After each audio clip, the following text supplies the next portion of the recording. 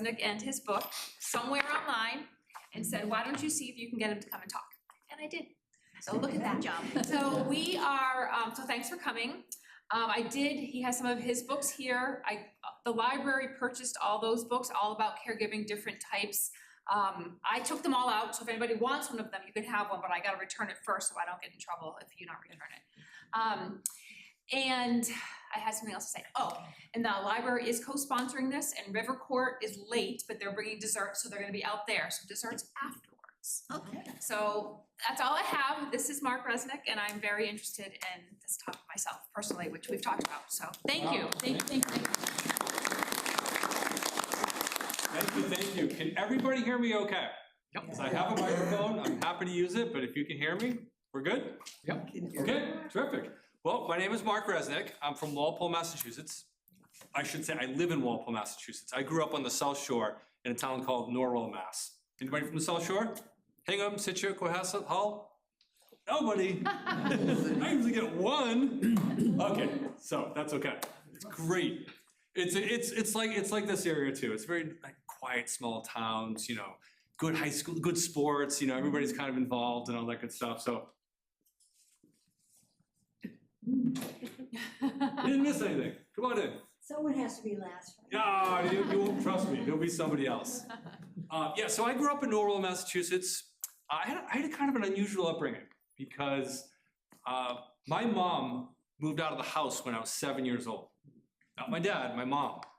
And I don't even think that happens in today's day and age, but it certainly didn't happen in 1979, 1980. So I grew up with my dad and my two brothers. I'm in the middle, so we called it the bachelor house, right? It was like the bachelor pad. Now my dad, he didn't even know how to cook or do the laundry when my mom moved out.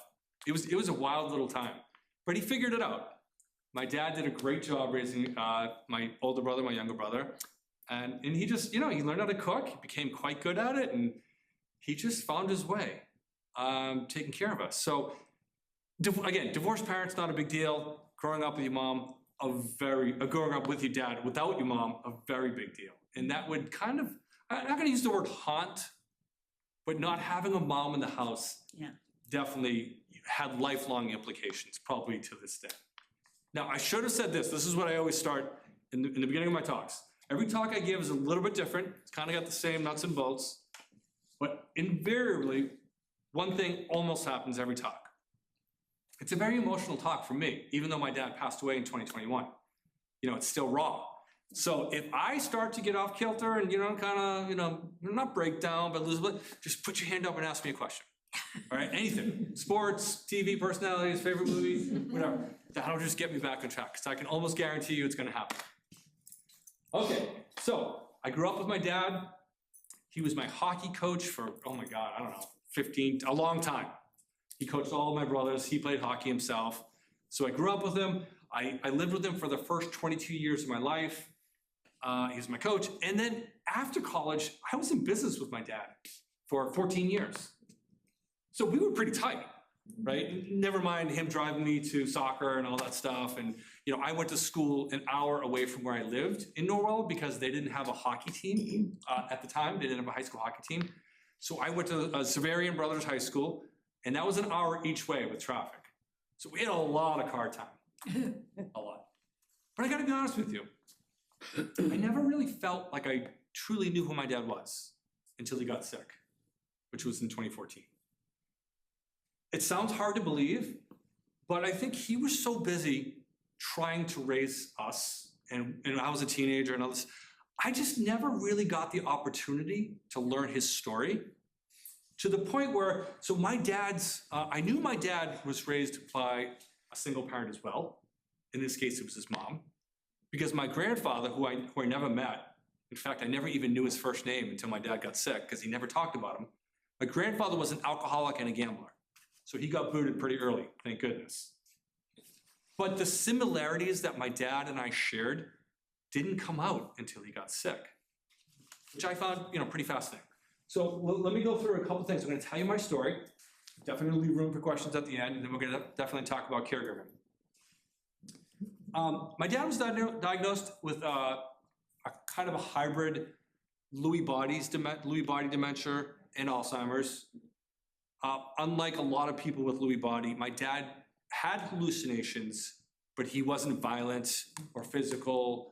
I never like lost his temper or just kind of like berated anybody, but he had the hallucinations, which would become a big part of his Alzheimer's. So my dad was diagnosed in 2014. I didn't know a single person with dementia or Alzheimer's. I didn't really know what it was, to be honest with you.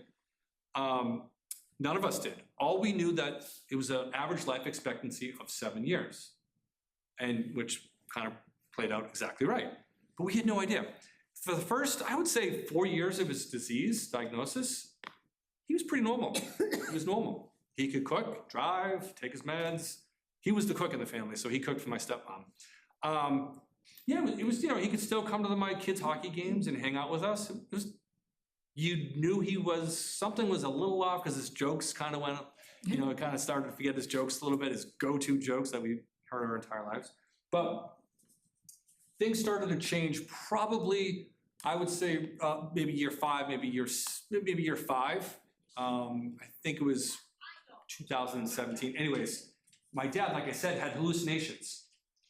So he would see these creatures in his house, these hallucinations. We called them demons because we didn't know what to call them. For example, my dad would be on the couch.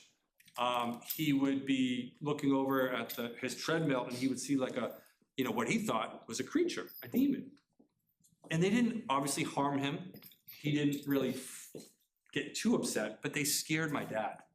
And eventually, the demons took over his life in the sense that he couldn't really function in his own home anymore because he would be calling us at all hours of the night or in the morning saying, what do I do? What do I do? The demons are everywhere. That was hard, okay? My dad, right before that, had lost his license. He, rightfully so, he was on his way to visit my brother. Couldn't remember where my brother lived, even though my brother lived 5 minutes away. He pulled over, flagged down a cop, which was very nice of him. The cop sent him to the hospital, the ambulance, just for tests, make sure he was okay. But when you lose your license, right, that's a big one. When you stop being able to cook for yourself, that's another big one. And on top of the demons, things were really starting to get a little aggressive. Now, my brothers and I, to be fair, we knew we had to do something, right?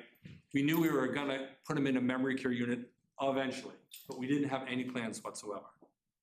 One day in March, I go down to see my dad. So I lived in Walpole. I went to my dad in Pembroke, 45 minutes, 50 minutes. I would see him 2 to 3 times a week. I would take him out to breakfast. We would go to the omelet factory.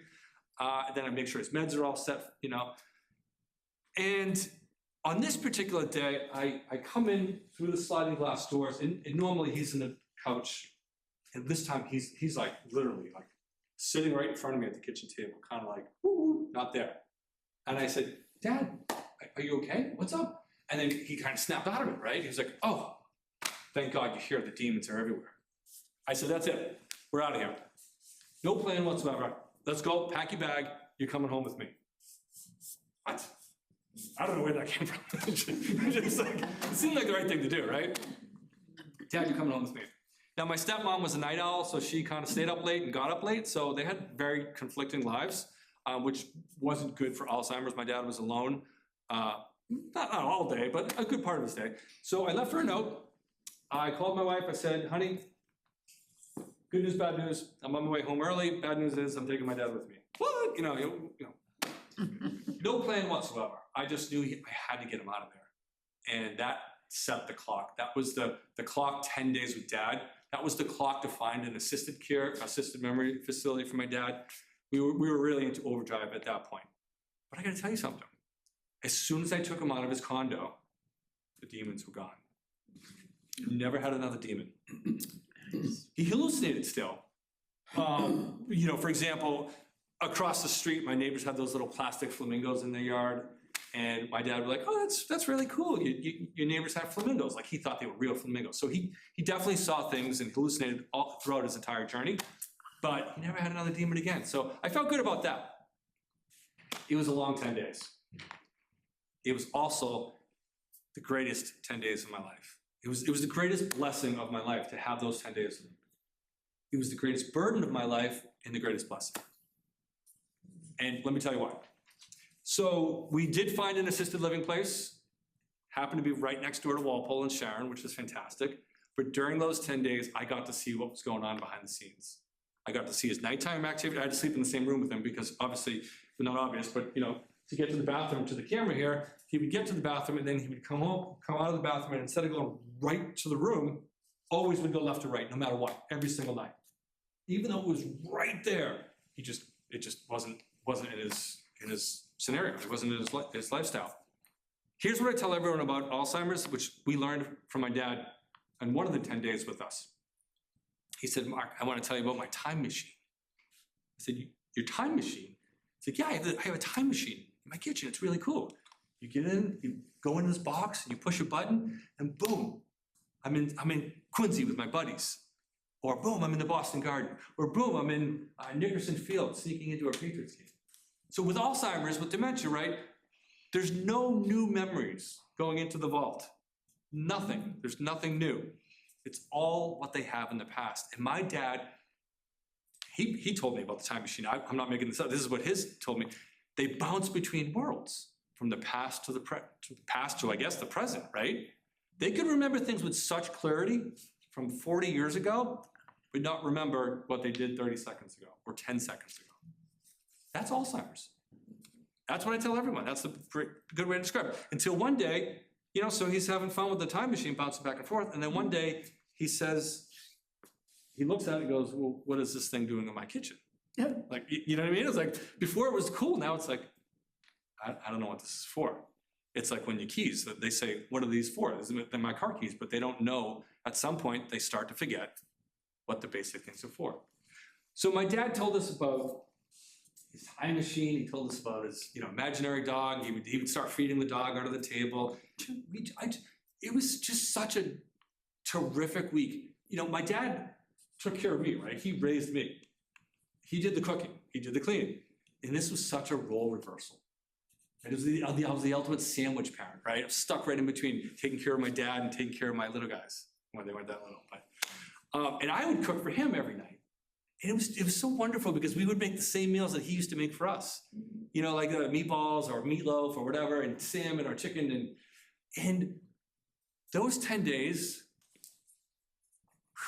I don't know, they were just cool. Again, I just felt like I was starting to get to know him for the first time, which is really special. Now, my dad was complaining during the week. Like I said, it took 10 days, literally exactly 10 days. He was complaining during the week of hemorrhoids. And so we were giving him stool softeners and trying to work through it. Towards the end of the week, literally on a Friday, he's moving into the assisted living place on Saturday. So it's Friday. And this is the first time all week I'm starting to lose my cool with my dad because he's just a little bit off on this Friday. He has no idea that he's going to an assisted living place. He thinks he's going on vacation. He doesn't really get it. And he gets out of the car and he's not listening, and I'm starting to lose my cool for the first time. And then at dinner time, he says, I have to go to the, he's putting his drinking glass, in the middle of the table. He's just out of it. And he says, I have to go to the bathroom. Sure, let's go. So he stands up and he starts to pull his sweatpants down in the middle of the dining room table. Of course, that stopped right away. I said, Dad, stop. Come on, let's go to the bathroom. Again, I'm getting a little fired up. He didn't have to go to the bathroom. My dad was spiking a fever, which we missed. We didn't know. I said, lie down on the couch. No, again, I'm still a little angry. And then I kind of knew, he looked a little flushed, and I kind of felt his forehead. And I was like, oh no, he's got a fever. I called my sister-in-law, who's a nurse. I'm kind of freaking out. What do I do? We're moving into the apartment tomorrow. Do I go to the emergency room? What do I do here? She said, give him some Tylenol, take him to the urgent care, urgent care, she said. Okay, we went to the urgent care. This is Friday night, 6 o'clock. We go to the urgent care. They take a look at him. They said, good news is he doesn't have any hemorrhoids. Bad news is he has a cyst in that area that's infected. We can't treat you here, so you have to go to the hospital. Okay. Now it's 7:30. So we go to the hospital. We go to Newton, go to the hospital, we check in. It's a Friday night, crazy town. And I don't know, a couple hours later, he gets seen by the doctor, and they're trying to, get his blood, and he's just super agitated, right? He's just, they can't find a vein. It was awful. And then a few hours around midnight, the doctor comes into the room, does the procedure, and almost immediately, it's like something switched, and then he kind of went back to normal. The IVs were kicking in, so now he was hydrated. The infection was starting to work its way out. And then we just had a glorious night. It was the best night of the week. Because, we were just chatting like he didn't have Alzheimer's. He would tell me the stories that I'd already heard before, but I couldn't tell that he had Alzheimer's. When he would sleep, I would sleep. We get out around 3 o'clock in the morning, and we're exhausted. Sorry, I talk really fast. I'm kind of, plugging through this a little bit, but part of it is just to keep the emotions in check. So we get up at 3 in the morning. Again, it's moving in. We're probably going to be there around 10 or 11. Get a couple hours of sleep. And then I forgot about those stool softeners. The ones we were feeding him all week, which he really didn't have hemorrhoids. So let's just say we had a few accidents to clean up on the way to the apartment. So it was kind of a whirlwind of 10 days. So I started to get so popping into the images. But the greatest burden of my life has been taking care of my dad. The greatest blessing of my life has been taking care of my dad. My dad, do you have a question? Yeah. Sure. Were your siblings helping you at all? We're gonna get to that. The short answer to that is, well, they didn't take dad into their home. That wasn't their fault. I just did that on my own. When we went to this assisted living care place, assisted living, independent memory care, it was 10 minutes from my house. I mean, how lucky was I? So they lived further away, so they weren't day to day. I literally saw my dad every day for 10 months in assisted living, usually twice a day. My routine usually ended up being going there early for breakfast, hanging out for a couple hours, coming home, and then at nighttime I would pop in and just making sure he was okay. They had a lot of trouble with that part of the caregiving. I call it caregiving, but with his journey. Distance partly, but also because they couldn't emotionally handle it. No judgment. My older brother really had a hard time with it and had trouble being in my dad's presence. And my little brother had a young kid at home, and it was just super difficult for him to get back and forth. But we'll come back to that. We moved in 10 months. I saw him every day. I had 200 meals with my dad and 600 cups of coffee. And again, man, what a joy, what a blessing that was. And I think that's what, in hindsight, I know my brothers, it's one of those things that you kind of regret, right? I knew the moment my dad got sick that my life was different, changed forever. Some people, when they get a terminal diagnosis or disease or an accident or a stroke, the people around them sometimes say, that's it, I'm going to change my life. I'm going to start eating better. I'm going to start sleeping better. And they do that for 6 months, 2 months, and then they go back to their old ways. I said, no way. There's no way I'm going back. It was like a permission to change who I was, right? I started sleeping better. As you learn about Alzheimer's, you learn about some of the contributing factors that can that play into this 20, 30 years ahead of time. Having good sleep, having good nutrition, exercising, socialization, those things are essential years before you get Alzheimer's. So I said, that's it. I don't want to get Alzheimer's. I started focusing on my sleep. I was always a night owl too. And I said, no, that's it. I'm going to bed. I'm getting 8 hours, 9 hours of sleep.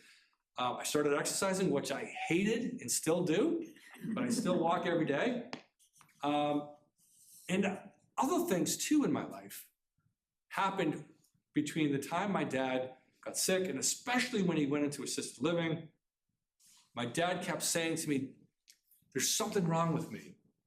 I just don't know what it is. He couldn't put his finger on the pulse. He didn't know he had Alzheimer's. He just knew something was wrong with him. And I kept saying, not to him, to myself, there's something right with me. I just don't know what it is. There's something right with me and I can't figure it out. It's the darkest days of my life, right? This is horrible stuff we're dealing with. And yet, I was some of the happiest years ever. Because of the blessing of taking care of my dad and getting to know him better and his story and seeing a side of him that he couldn't share with us when he was so busy taking care of us. He was a great man, but he didn't have the emotional tools in his toolbox. He wasn't very empathetic. He wasn't a cold man. But again, not having a mom in the house, that's where he really started to notice. He just didn't have he wasn't a, hey, suck it up kind of guy. But he was kind of like, okay, thanks for telling me. And just kind of like, carry on. You know, it was like, he wasn't that type of guy. We weren't, huggy. It was just, we had to figure everything out on our own growing up. And so I couldn't turn to my dad. I couldn't turn to my brothers. I couldn't turn to my mom, which always comes up in a question. My mom moved out when I was 7.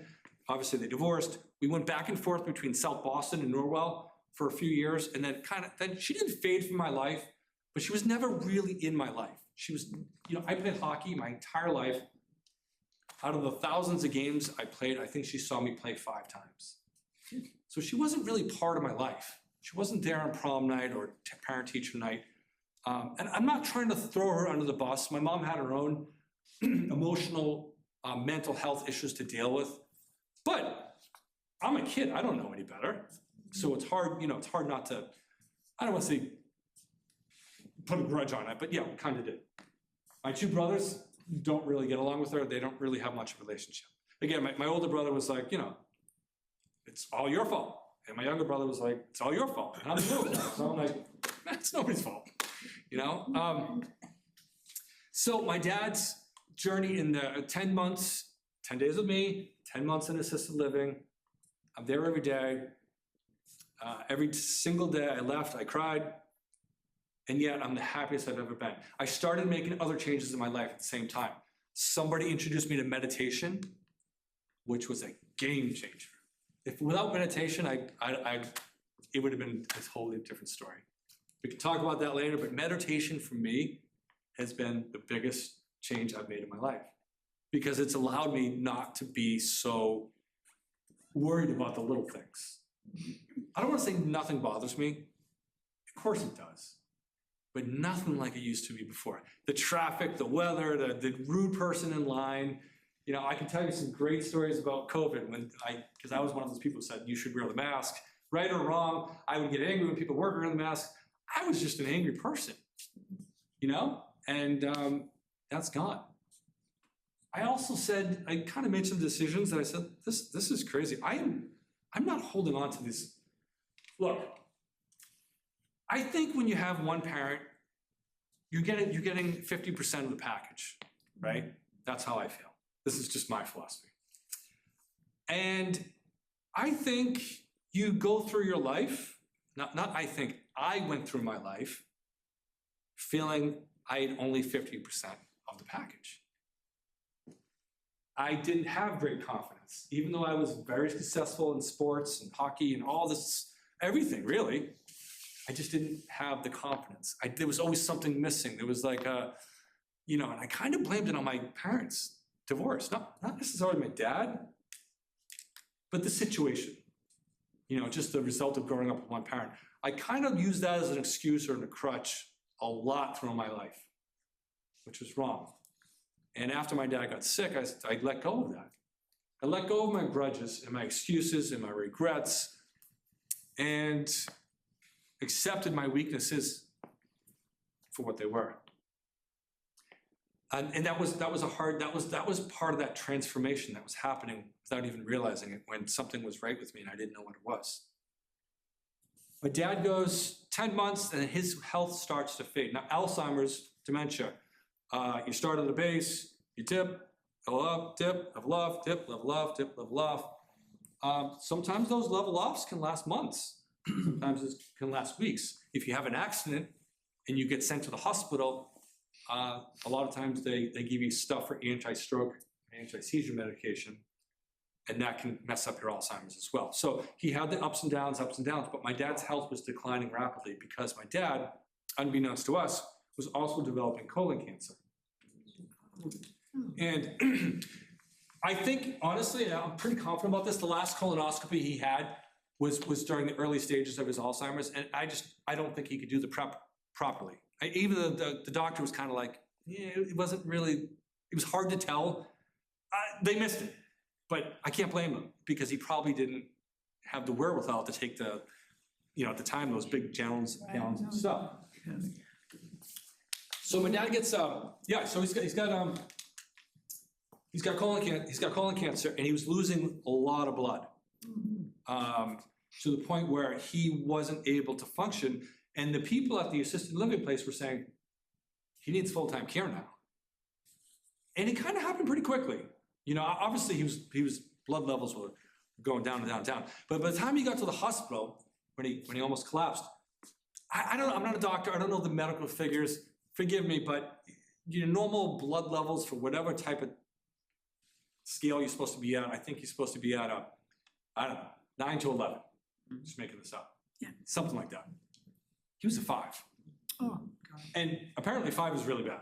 Like super bad, right? Oh, you can get away with 7s, 8, 9, but he was a 5. So there was a lot going on underneath the surface that we had no idea. The clock starts again. Now we've got to find a nursing home because they can't take care of him at the assisted living place. So it's another 10 days before we start. And we're on the, he's in the hospital. This is literally 3 weeks before the national COVID outbreak, or a month before, whatever it was. I think it was a month and a half. I think my dad was one of those early COVID people, because he did not move in the hospital for a week. He was just out of it. And, we said our goodbyes. On the day that he was moved, because they really couldn't find anything wrong, besides the cancer, we knew what the treatment was for that, which there wasn't any. This virus that was running through him. There was nothing they could do for him. They had to kick him out of the hospital. We finally found a nursing home in Plymouth, Massachusetts. Familiar with Plymouth? Down by the water? Yep. On the Cape? Yep. Look, the N-word, the nursing home, NH. Nobody wants to hear it. I didn't want to hear it. Nobody wants to hear it. This place is an absolute gift. It's called the Newfield House in Plymouth, Massachusetts. It's private, which means it's expensive, which means you have to pay for it out of your own pocket, which means we used every single dime my dad had between the assisted living and the nursing home to pay for his care, but completely worth it. It was just such a caring and nurturing place. When my dad arrived by ambulance, first day in the nursing home, he was out of it. I stayed with him in his room. Finally, something clicked. The virus ran its course. He woke up the next day and they were feeding him breakfast. That wasn't a miracle. It was the virus running its course. But from there, the care was just so genuine and careful and thoughtful. And he just, in hindsight, honestly, had we found Newfield House, we should have put him in there earlier. That's really where he belonged. My dad never really felt comfortable in assisted living. At home, he would take a nap every day, 2 naps, maybe 3. He never took a nap in assisted living. He was exhausted. He had fear of missing out. He was just scared. He just didn't know where to go. He had to follow the crowd. Fortunately, he had a friend in the nursing home, and she really took care of him. She just, kind of held his hand and got him from place to place. But he really struggled. But at the nursing home, that's really where it should have been. More people like him. And then this is, again, the dates are a little bit off, but a month before COVID, I'm making the commute from Walpole to Plymouth. It's long. And I'm still happy, and he's still lighting up when he sees me walk in the room. So this is good. He's starting to forget people in his life, but he's not forgetting me, so I'm pretty happy about that. It's no accident, I don't think, because I saw him every day. Ironically, incidentally, the first person my dad forgot was his partner for 40 years, which I found wildly fascinating. I don't know how that happens, but it did. Anyways, a month into his time at the nursing home, COVID hits, shuts down, and lights out. COVID was a killer in so many ways, obviously. Millions of people died. But for the people in the nursing homes, it was horrible. People in the nursing homes with Alzheimer's/dementia was even worse because isolation, loneliness is the worst thing that can be for your brain. So my dad's leveling dropped, dropped, and dropped. By the time we could go back to see him in the nursing home, he really, I can't give you the story because I'll break down. But I do know the date, the last time he knew me, recognized me.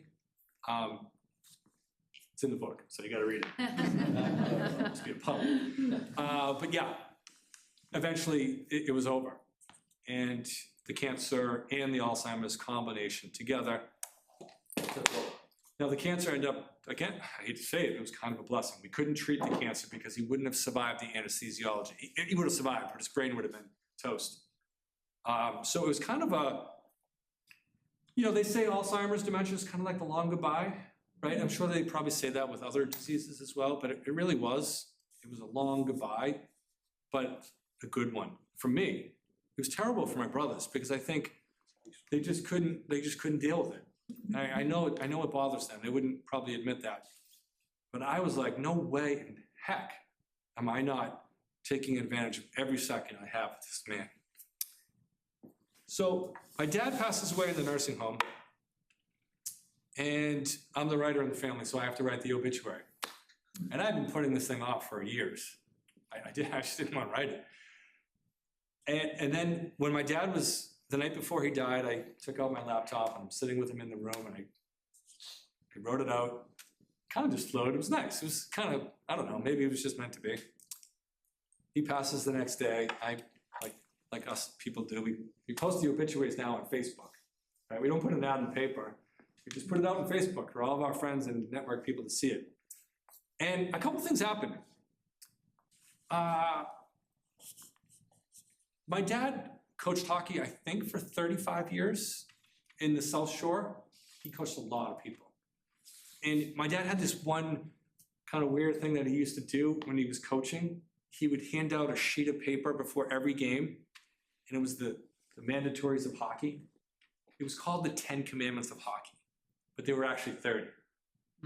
10 for offense, 10 for defense, and but they were the 10 Commandments. And before every game, he would hand out the sheets to the guys in the room, and one lucky kid would get to read the commandments. He would say, "The first man in takes the puck carrier," and the whole team would shout back, "The first man in takes the puck carrier." And we would go through these 30 commandments in like 3 minutes, and it would like fire us up. We just got all excited about it. And then during the week in practice, we worked on these commandments. What we were saying, the first man in takes the puck carrier, go in there and take the body. The second man swoops in and takes the puck. We would practice those things every week. And that was his legacy. So many people posted on the Facebook comment. We had like 1,000 people comment, and I was like, all of his hockey players said, "I loved your dad. He was the best coach ever. I'll never forget his hockey commandments." And now, to be fair, let me just go back real quickly, 30 seconds. Because my parents it was a normal family, and I didn't feel like I could talk to anybody, I journaled. I'm a lifelong journaler. Middle school, high school, I journaled, college, and that's how I vented. That's how I coped with everything. Girlfriend breakups and everything. So when my dad got sick, when he was really starting to get sick, I turned to my journal once again. And probably like a month into it, I said, you know what, there's something here. I don't know what it is. There's something here. And I've always been a good writer. I've always wanted to write. I've always wanted to write books. And life gets in the way, right? It's another one of those blessings. My dad getting sick kind of kicked me in the butt and said, you got to start writing again. And I did, which led to the book. But while I'm writing the book, I don't know, I'm probably 3/4 of the way through it, and then this Facebook obituary thing hits, and I'm like, what's my legacy? What am I going to leave behind for my kids? Right? And the book kind of took a little bit of a pivot because it was mostly my story, my dad's story, and our stories together, the caregiving journey. And then the second half of the book became more of a personal development story, more of like, what are the lessons I learned from my dad? And so I created my 10 commandments out of hockey of living, my 10 commandments of living. Things like be kind, be grateful, be mindful, don't make excuses, forgive others, forgive yourself. There's only 10 of them. They're real simple. I can't take credit. They're just simple things. But those were the things, my dad didn't say, hey, Mark, be kind, be grateful. He just lived his life that way. And I subconsciously was learning from him all those years. And so I wanted to leave that legacy for my kids. I wanted them to know my story. I was a little, not embarrassed is the right word, I was a little disappointed that I didn't know his story. So I wanted my kids to know my story. I wanted them to know what's important, what I live by, what my principles are, so that hopefully they can live the same way. And so that's what I did. The book pivoted, and the end of the book is more of a, this is what I think. This is what I learned. What I really learned is that it's okay to change. We're not, it took a long time to learn that we're not obligated to be the people we were when we were 7 years old, or a teenager, or in our 40s. All those decisions you made, or things happened, and you look back and you carry the burden and the regret and the grudge and the excuses, blah, blah, blah. But the truth is, none of us are obligated to be that person. We don't have to wait for tragedy or illness or something bad to happen to change our ways. We can do it right now. We can do it right now. Not a single person in this room is obligated to be the person they were 3 months ago, or 3 weeks ago, or 3 days ago. And that's the message of the book. That's the message I tell 100-year-olds, 10-year-olds, and my college students. Don't wait for tragedy. Don't wait for something bad to happen. Take control of your life. You're the one who controls your story. Nobody else controls your story. Not your mom, not your brother, your sister, your brother-in-law. It's not their story, it's yours. So take control of the narrative. I'm not saying it's going to be easy. Of course not. Change is very difficult. But if there's one thing I've learned, if there's one great blessing I've learned, it's that we can change our story at any time. Thank you.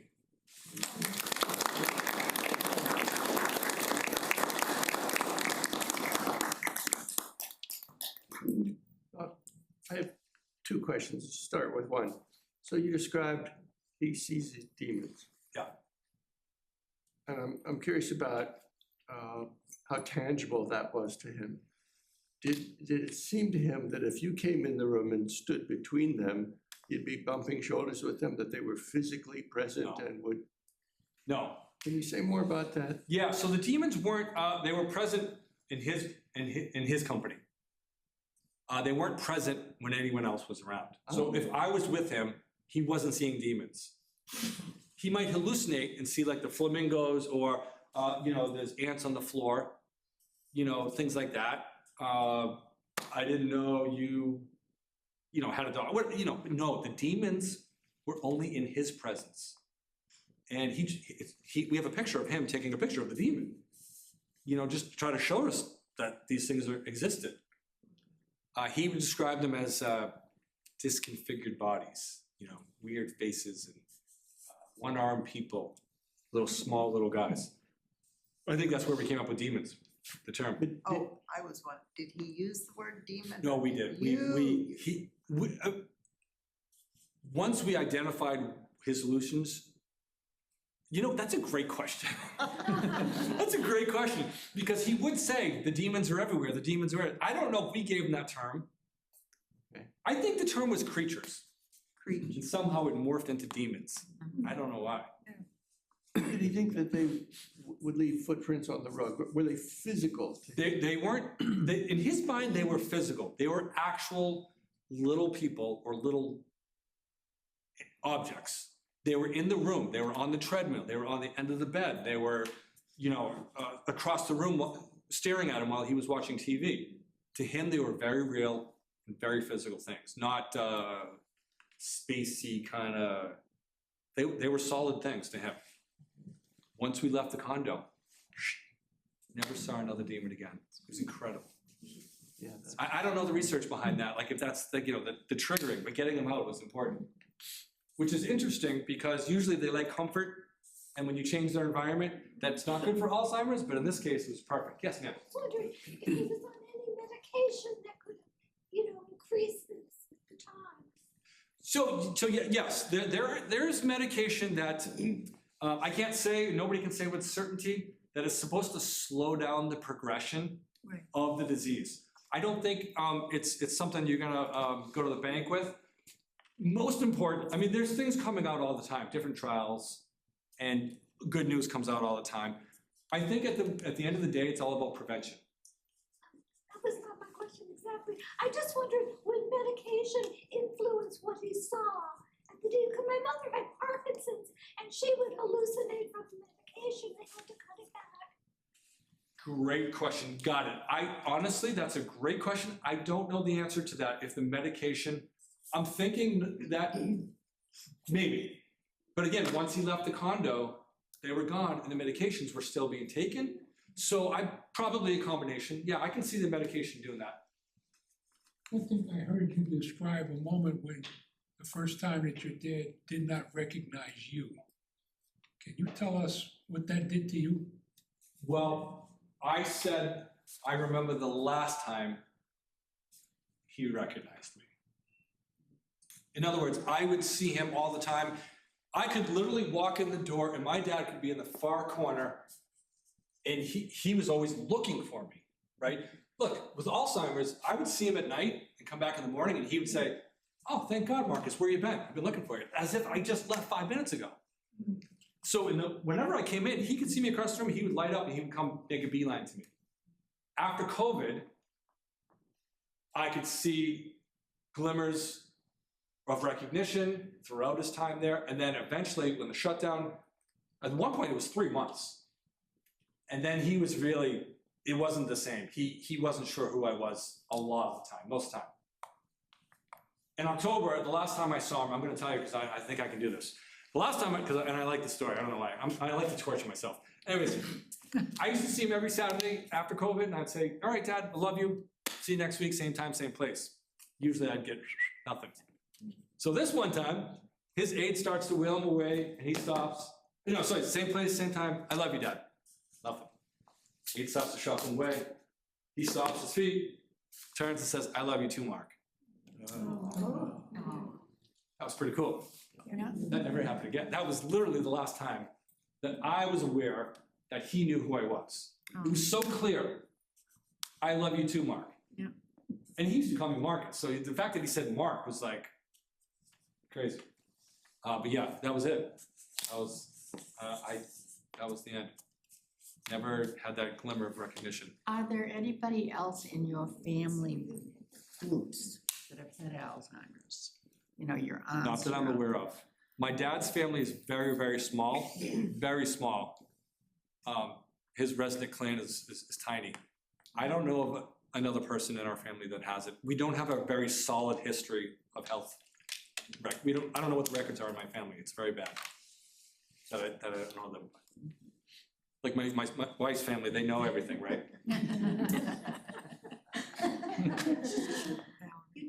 Could you talk about your time working with your dad? We don't know what your work was, how long Sure. you worked with him, and did that enter into the final years?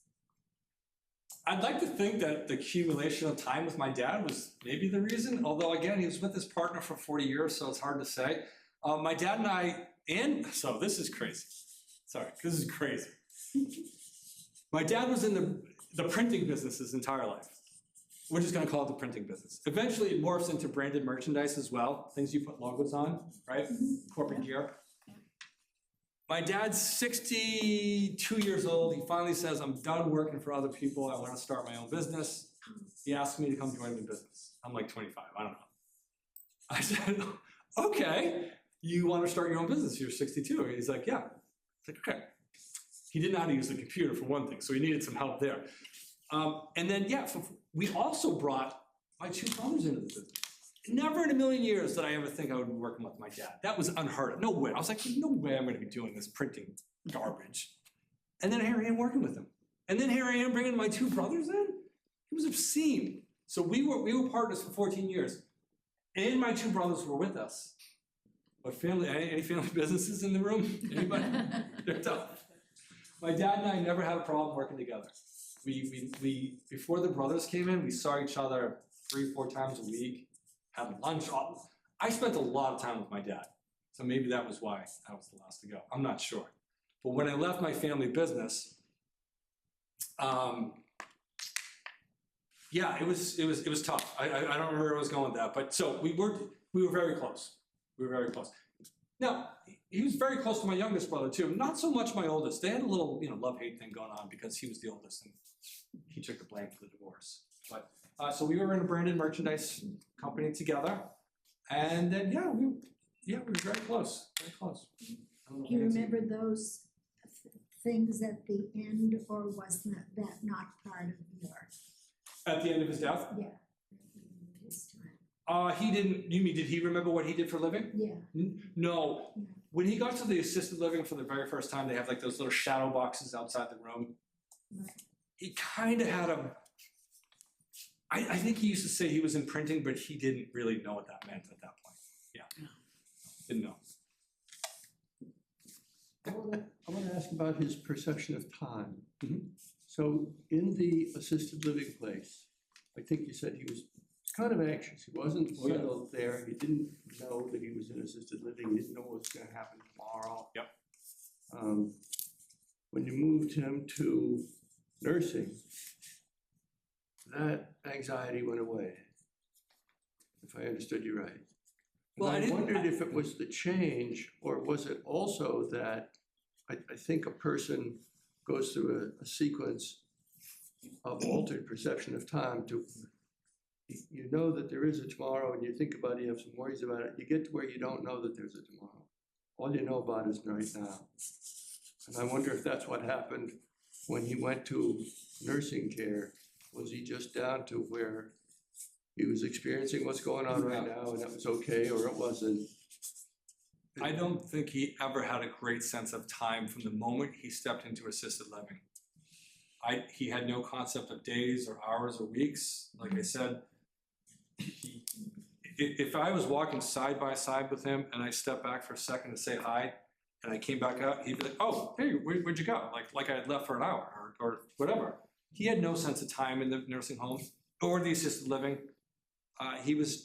They have group scheduled activities, you bounce from one to the other, and he just hated it. Didn't know where to go. No sense of time at all. In the nursing home, I think it was just his mind was just not. It wasn't even a factor. It wasn't a thought. There was no concept of time at all. Yeah. By the time we got to the nursing home, especially.